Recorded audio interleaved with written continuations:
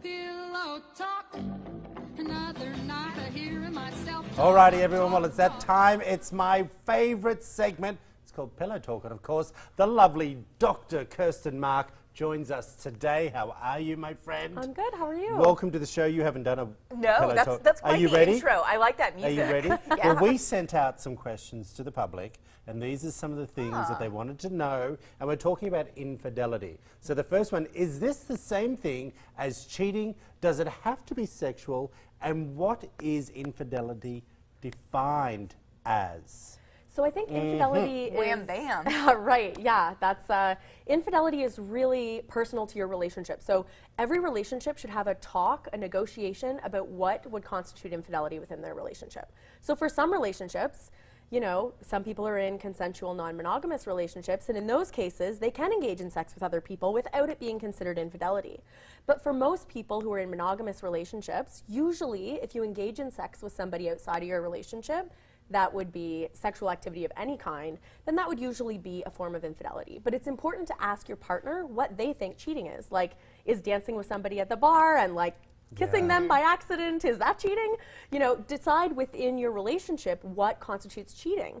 And cheating can also be emotional. So that means mentally. Yeah, so Okay. it can be like, are you getting your needs met from someone else outside of the relationship? Are you texting with somebody? Are you really... Social media. Yeah, social media is... Are you a little too friendly with your best friend of the opposite sex? Sure, and I can see, or anybody, yeah, really. I think that this is where it becomes really important to set those boundaries in your relationship and figure out with your partner what sorts of things would hurt, what sorts of things would jeopardize or hurt your relationship. And that's how we've usually defined it in our studies, is this something that would jeopardize or hurt your relationship? All right, Kristen, just how common is infidelity? Yeah, estimates are tough because, as you can imagine, not everybody's always willing to admit or to talk about this. But the best estimates we have range between sort of 19 to 25%. And that is the same for men and women. So Really? again, Wait, say that again? 19 to 25%. I feel like that's low. Yeah. Yeah. Yeah. I mean, if if we're anything, bringing it that probably emotional- is. I mean, oh, sure. So this is sexual infidelity rate. Okay. Emotional infidelity, I mean, we don't have any great rates for that that I know of in the literature. Yeah. But There's so many options. there's so, Not yeah. options, like it's a No, buffet, but I think it's a lot higher than what we actually Yeah. know. Yeah. Now, we all probably know the obvious reasons why someone would cheat. You know, they want to go out and have sex. But it's not necessarily... Well, I don't know. Yeah. But that's what we would all assume. They Okay. just want to go out, have sex, and see you later. I like that you're So, do you know what I mean? Yeah, Well, yeah. you know. Not Wham, have bam, the thank emotional you. ties Yeah. that are attached to that, But sure. what is the cause of someone cheating? Because, you know, Amber's not showing me attention as my wife, or... Yeah. So it's a variety of things. Certainly relationship satisfaction and sexual satisfaction in the relationship, especially for women, can be an impact. So if you're not getting your needs met in the relationship, then you might look elsewhere to get Yeah. those needs met, whether those are sexual or emotional.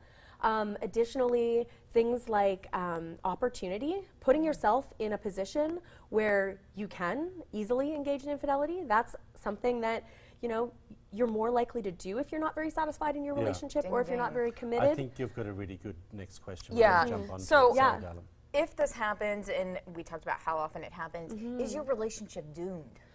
I don't necessarily think that it is. I agree. Sometimes it's the impetus for change, right? So sometimes it can be something that really makes you realize, whoa, I'm not meeting the needs of my partner's not meeting my needs, we need to talk about this stuff more or we're gonna lose this relationship. Yeah, I don't So want to lose it. I just I don't didn't know want to lose it was it. that bad. That hurt? Exactly. Yeah. Think you can get through and that, it's right? hard. It is hard. I think that certainly seeking the help of the therapist to help move you through the grief of that and processing all of it, it is really hard to build back up that trust. Yeah. But it's certainly possible.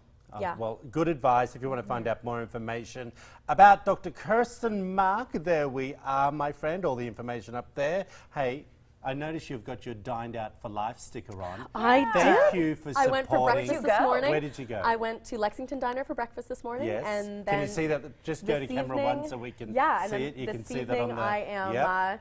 I'm going to Carson's tonight. Oh, you are? Yes. Yeah. Oh, so you're not coming to where I'm going to be. I'm sorry. swing by for a drink. Yeah, okay, I She's got you. infidelity issues with Yeah, where she's you're cheating going. on me. Yeah, I was gonna. Yeah. Thank you for coming.